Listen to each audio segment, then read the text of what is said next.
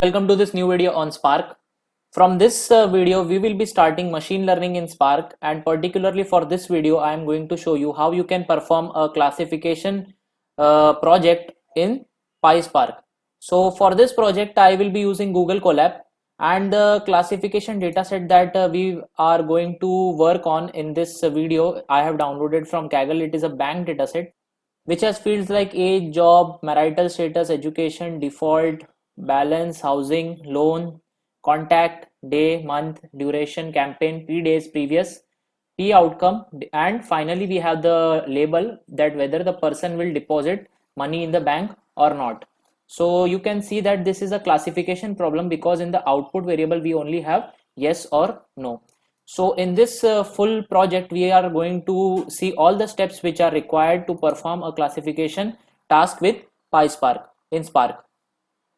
We will be seeing all the pre-processing steps as well as installation of PySpark 2. So firstly, as you all know that Spark needs JDK, that is Java environment, to run on any kind of system, whether it is your local system, whether it may be your collab. So you need to first install Java development kit for Spark. So you need to write this line of code, that is apk.get install openjdk 8. So what this will do is that it will install Java version JDK 8 on your Colab RAM. So let's run it. So the next step is that you need to set up the Java home, as we had set the Java home in our local system. You had seen this same thing in the earlier videos. So the same way we have to set the Java home in the Google Colab too. So for that, first we will import the OS module from Python, and then we set the Java home on this location. So once your Java home is set, let's check the current working directory. So it shows that the current working directory is the content, that is my drive that I have mounted. Let's also check for the Java home where it is located. So it is located in this path, user lib jvm java 8 openjdk. And now what we'll do is that we'll install PySpark, the latest version of PySpark, using pip install command. So the latest version that I am working on is 3.0.0. You can choose any version that you like. So once PySpark is installed, we will also mount our drive so that we can work on every dataset that is pre-uploaded on our drive. So you have to write these 2 lines of code to mount your drive onto your Google Colab notebook. So my drive is already mounted, but if you are running this piece of code for the first time, you will get a dialog box here where you need to put a password, one-time password. You need to click on the link. It will open a new tab here, and you need to just copy the one-time password and paste it and press enter so that your drive gets mounted. Now the next step is to create a Spark session, because we are working on a data set in this video. So we need to definitely create a Spark session. So for that, from the Spark SQL, we are importing the Spark session module, and then we are creating an object of Spark based on it. And we are naming the application as ML Bank. Using the get or create method, we will be building it. So let's run it. Now the next step is to read the book where it is located. So on this df object, we use the Spark object and use the read.csv method, and then paste the path where the notebook is located on your drive. Besides that, we have the infer schema is equal to true, which will infer the schema of the notebook by default, and the header is equal to true so that we get the column names. So to get this path, what you need to do is that you need to click on this folder object, and then in the drive, wherever your data is located, for instance, my data is located in this Colab notebook in the Spark ML. So this is my data. So just click on this and copy path. So once you copy the path, you can paste it directly here. So let's read the CSV file now. So your CSV file has been read now. So let's check for the count, and let's check for the total number of records and the total number of columns in our data frame.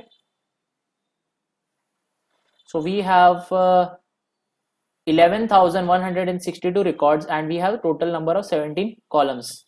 So let's check for the schema using the print schema on our Spark data frame. So here we can see we have various column headings like age, job, marital status that I have earlier shown you. And the type of this all the columns is also given, like we have integer columns, we have string columns. Next is we'll check for the top 5 records using the df.show method. So here you can see that this is our Spark data frame and how it looks like.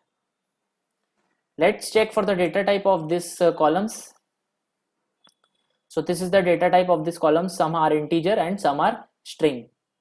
So let's drop some of the columns which you feel like they are not important for your classification problem. So you should always note that before dropping any columns from your data frame, you must confirm that they are not essential. So here I am just dropping the contact, the day, month and the default column from this data frame because I find that they are not very useful to my analysis.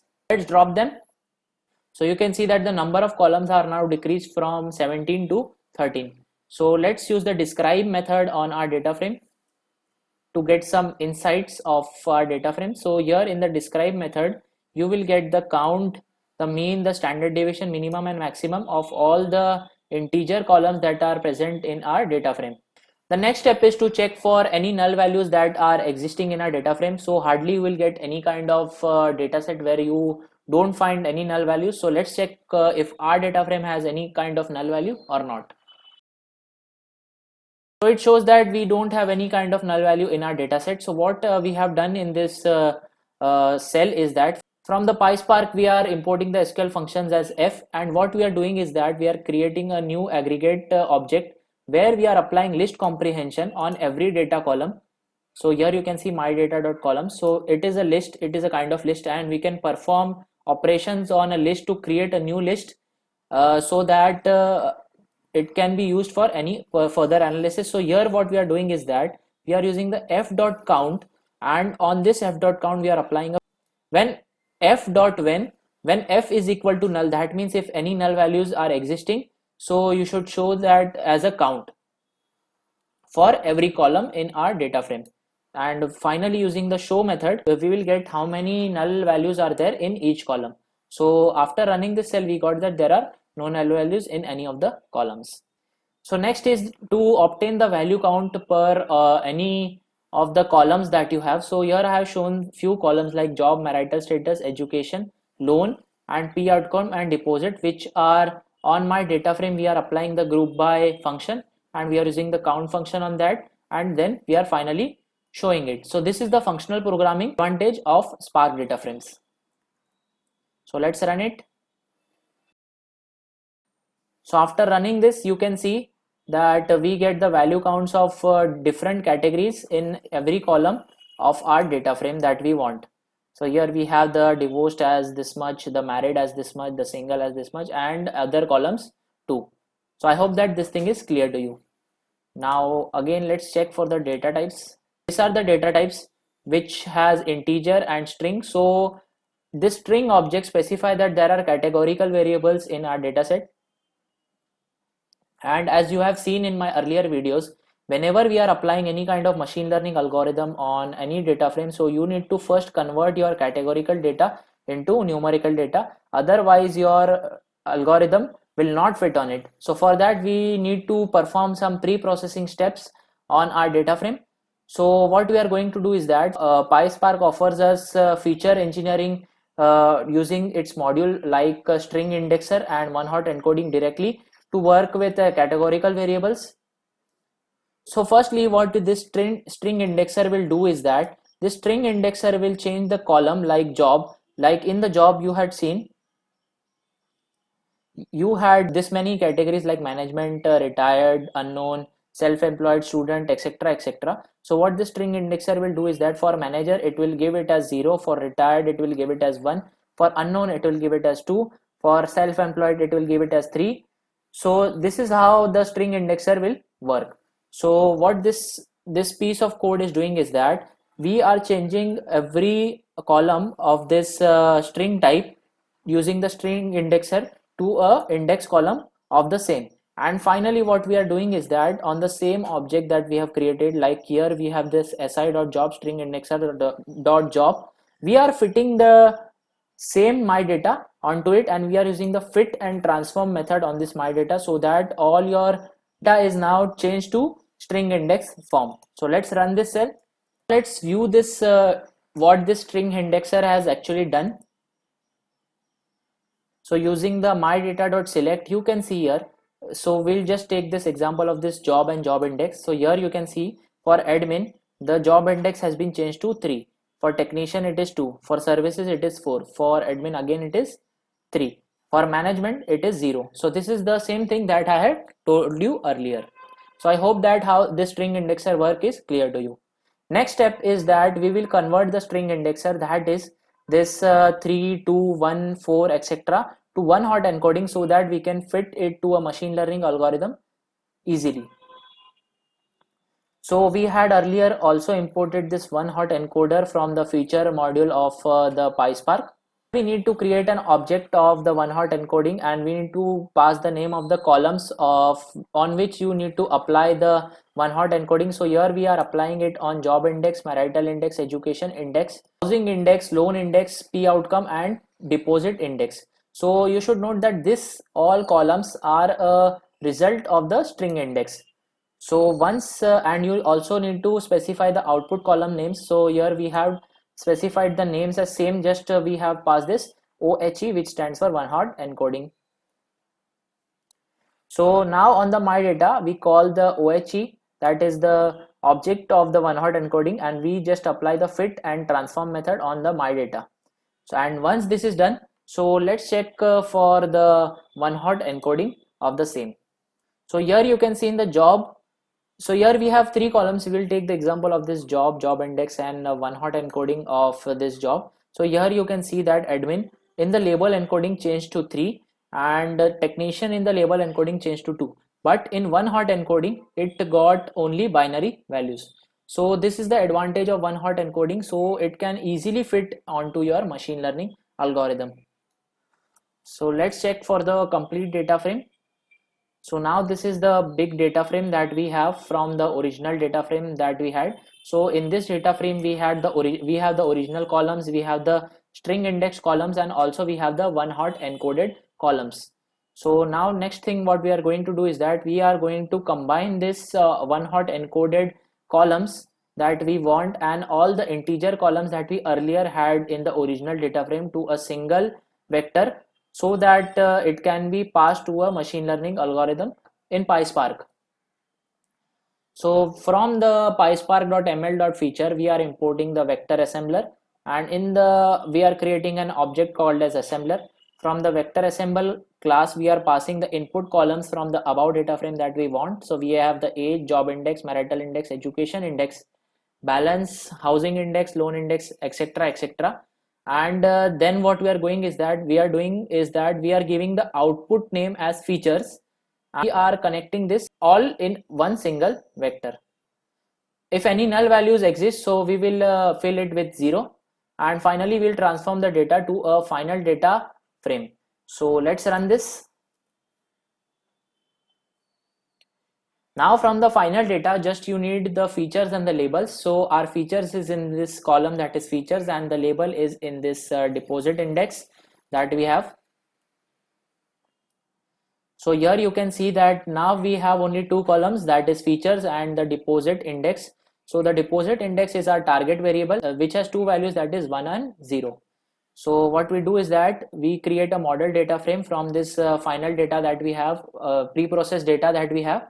And what we are selecting is that only we are selecting the features and the deposit index, and we are changing the name of this deposit index to label with this with column renamed function.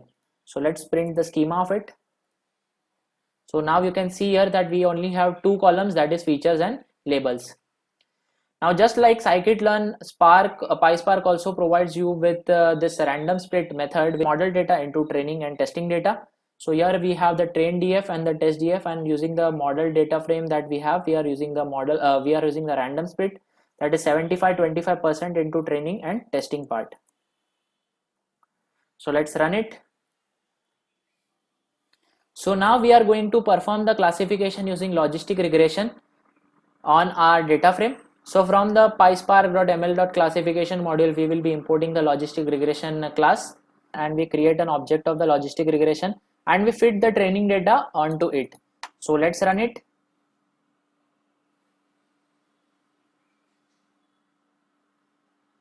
So now our training data has been fitted. So let's check for the results of the logistic regression model that we have created, and we save it inside this summary function. So let's finally check for the overall accuracy of our classification model. We get that our model is around 79.9% accurate in classifying the true positives as well as true negatives. Total accuracy of our classification is around 79.9%, which is fairly high, and our model is performing very well. So let's check for the area under ROC curve. So what this area under ROC curve is that it is the graph of the true positive rate versus the false positive rate, and it helps us to define the boundary.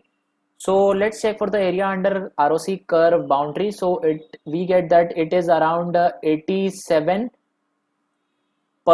So you should note that area under ROC will never get higher than 1. Besides that, other parameters from any classification problem, if you are familiar with machine learning, are the precision and the recall. So let's check for the precision and recall of our logistic regression model.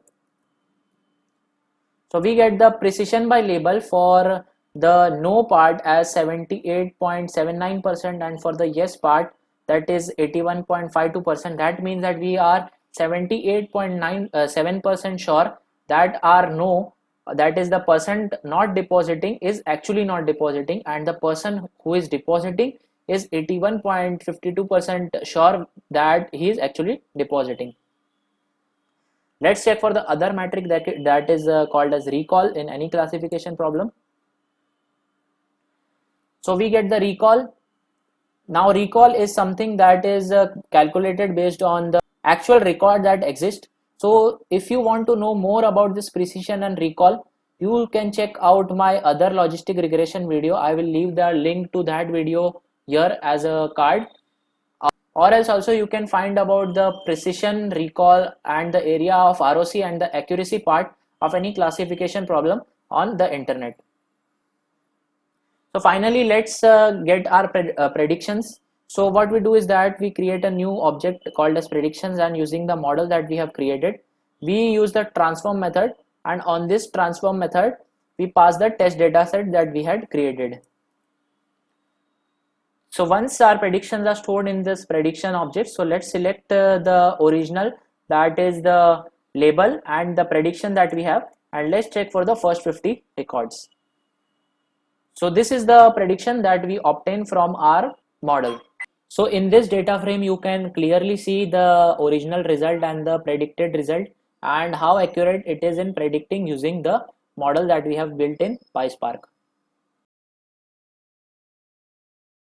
So I hope that all the part of this video that I have shown is clear to you, starting from installing Java on our Google Colab, then we went for creating the Java home, and then we read the data frame and we performed a classification model on Spark using PySpark API.